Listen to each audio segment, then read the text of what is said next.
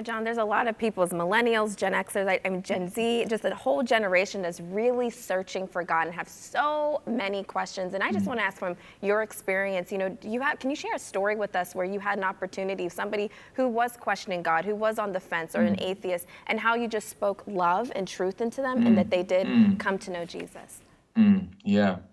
Well, you know, I think that whenever hard things happen in people's lives, it gets them to think a little bit, like, you know, could this be the end? And I remember, you know, sitting down with a gentleman who had just had heart surgery, and I asked him, I said, so are you good with dying? So, you know, are you comfortable with that, or do you feel like you've got sort of everything in place?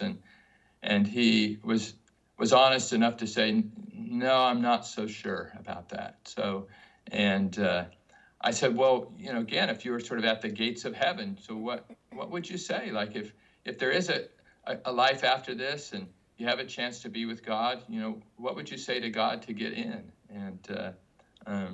And he said to me, he said, well, I just hope that I'm good enough. And I think that's oftentimes the response that people have, is they just hope that they're good enough.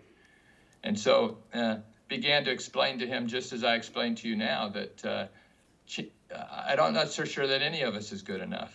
So some of us might be able to swim a little bit further, but none of us is going to be able to swim to Hawaii, right? None of us are going to be able to make it to paradise. And so we need to be able to take that helping hand that Jesus gives to say, get on board and you know, help us, you know, get to paradise. So so shared that and began to see the change in this man's life, and eventually saw him, you know, come to Christ, and he's super engaged in his local church. And you know, it's fun to see those kinds of stories.